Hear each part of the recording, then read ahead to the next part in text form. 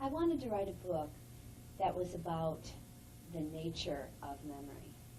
I was always beguiled by the idea of how we turn out to be who we are, whether it's because of how we're born and our genetics, or whether it's because of what we remember. And then I had a dream, and in that dream I sort of saw this whole story about a family who loses a child and don't know for 9 years what happened to their boy. And those two things seemed to dovetail, both the themes that I wanted to explore as a writer and the story that would allow me to do that. So that's what it's about. It's about the implosion of a family after tragedy and the regeneration of that family after such a life-shattering loss. Sure. Now, when you talk about the title of the book, The Deep End of the Ocean, how do you come up with that, and what's that mean? There's a good story behind it.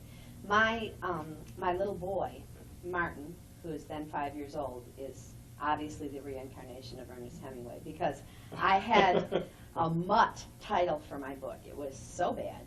And Martin, one time, and this story is recreated in the book in a different way, asked me, he's a swimmer, and he asked me if there was a deep end of the ocean, and thinking about the pool, like the 3 feet and the 12 feet. And I said, no, honey, it's kind of like a big bowl, and it sort of goes up and down in the middle, and I tried to give him the geophysical explanation for that, and he said, Ma, you're wrong. There is a deep end of the ocean, but if you go there, you can't ever come back.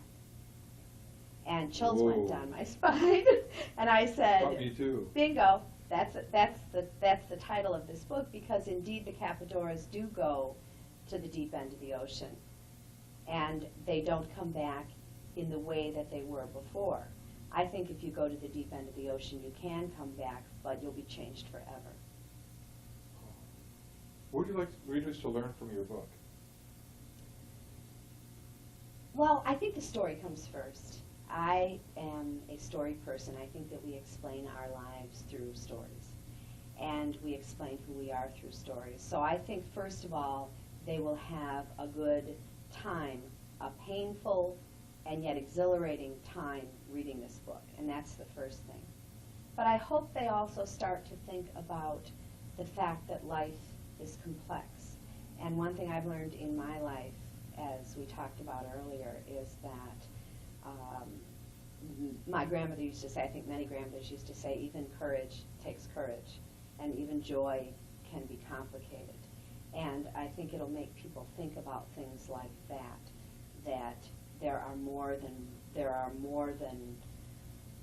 usually more than one way to look at an incident, and more than one way to feel about an individual. So I hope that that's what readers take from it.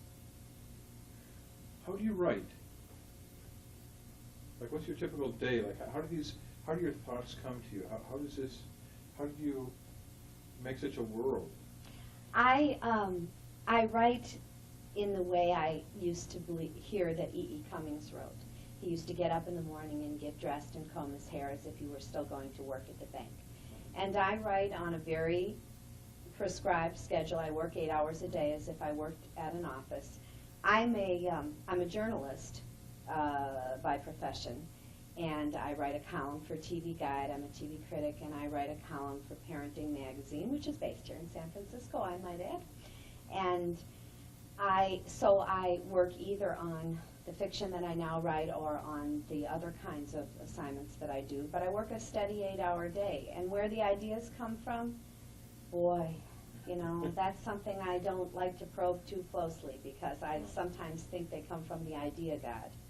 And they come often from things that I read, things that I experience, things that I hear about, but not so much from real life. As to how I created a world, the world in this book is very informed by the childhood that I had on the west side of Chicago. I grew up with a large number of relatives, and in a neighborhood full of Italians and Irish And I wanted to capture the boisterousness and connection and intrusion and disconnection of that kind of ethnic experience. And so that's why I decided to set the book as I did in an Italian family who are in the restaurant business. Wow. What's a typical day like for you? Well, I get up and get there. I'm a single mother, and I'm a widow.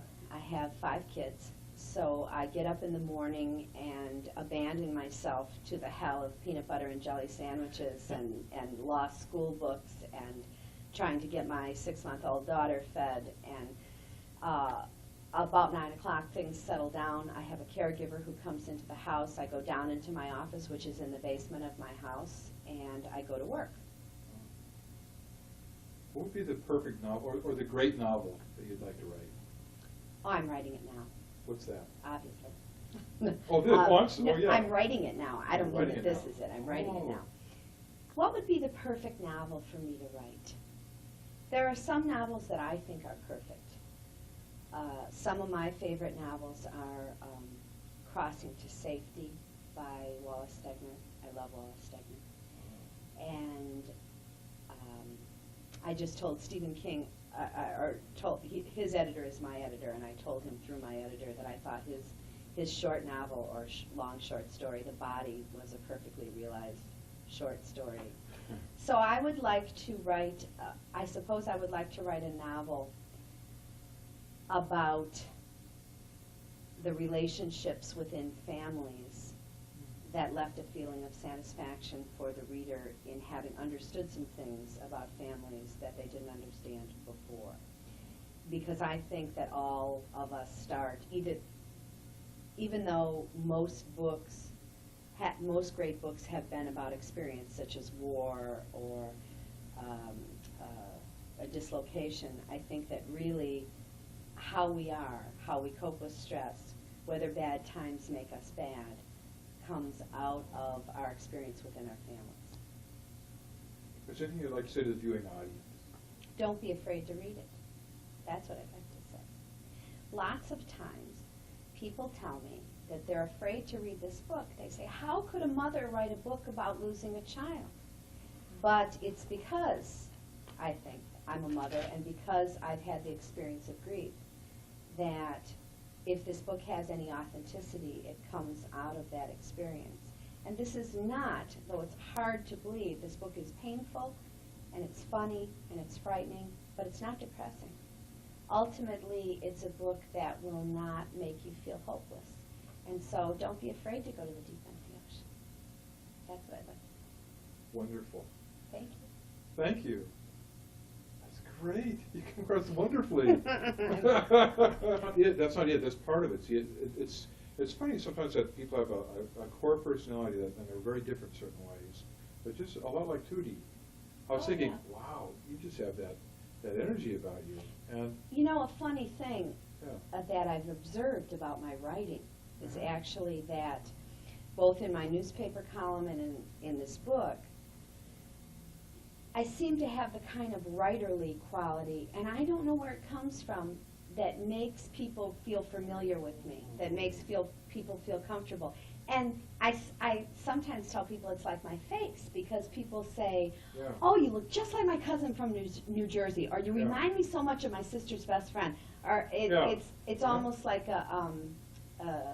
there's always already a level of comfort there. Okay. And I'm happy about that, but I can't quite figure out where it comes from.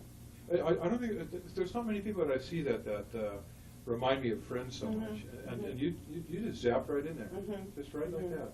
And now actually I think the camera's going so we can say, what is your current project? Okay. Your great novel.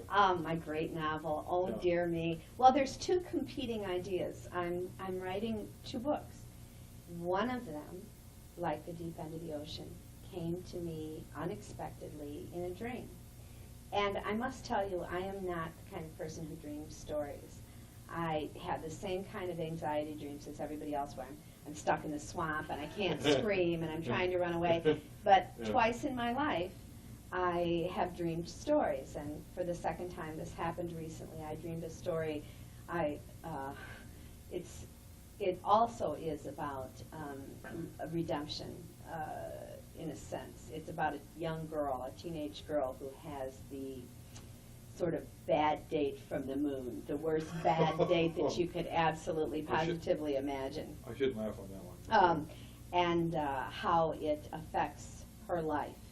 And also I'm writing a book about a young boy who loses his father and tries to find a father to replace his father, and the mother who tries not to lose her son in the process of the search. Okay.